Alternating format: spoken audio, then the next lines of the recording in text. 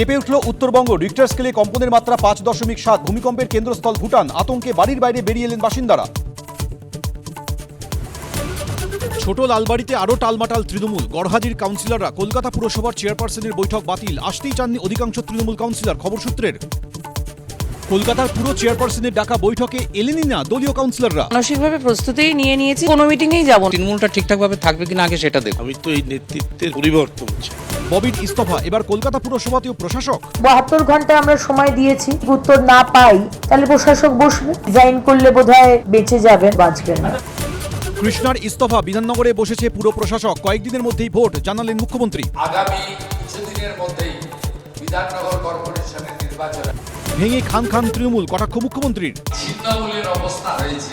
ঝোটে গাড়ি বলেছিল ডাকাতটা আছে, পুলিশ মন্ত্রীর উপরে ছেড়ে দেয়। তৃণমূলে আরও বাড়ছে বিদ্রোহী বিধায়কের সংখ্যা। আপনি অনায়াসে সেটা বলতে পারেন যে যারা যোগাযোগ করছে তারা যখন এখানে চলে আসবে সেটা 60-এর অনেক বেশি হয়ে যাবে। তৃণমূলে সংসদীয় দলে ভাঙন জল্পনা। ইঙ্গিতপূর্ণ মন্তব্য সুখেন্দু শেখরের। ভাঙন যখন শুরু হয় সেই ভাঙনটা সর্বগ্রাসী হয়। যখন ধোঁয়া ওঠে আগুন তো নিশ্চয়ই আছে। আজ ইন্ডি জোটের বৈঠকের দিনই তৃণমূলের সংসদীয় দলেও বড় ধাক্কা। ভাঙনের সম্ভাবনার মধ্যেই দিল্লি গেলেন মমতা।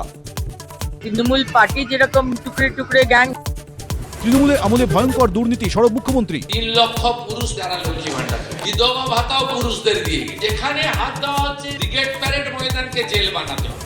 কলকাতায় গ্রেফতার একের পর এক তৃণমূল কাউন্সিলর। পক্সো সহ জোড়া মামলায় জালে 39 নম্বর ওয়ার্ডের কাউন্সিলর মোহাম্মদ জসিমউদ্দিন। সন্দেশখালীতে অস্ত্র উদ্ধার। অপরাধের ত্রিভুজে শাহজাহান, শওকত, রমজান। অস্ত্র আসতো শওকত মোল্লার ডেরা থেকে, উনি পাচার করত শাহজাহান শেখের কাছে।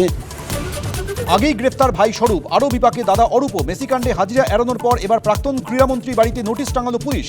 আজ বিধাননগর দক্ষিণ থানায় তলব।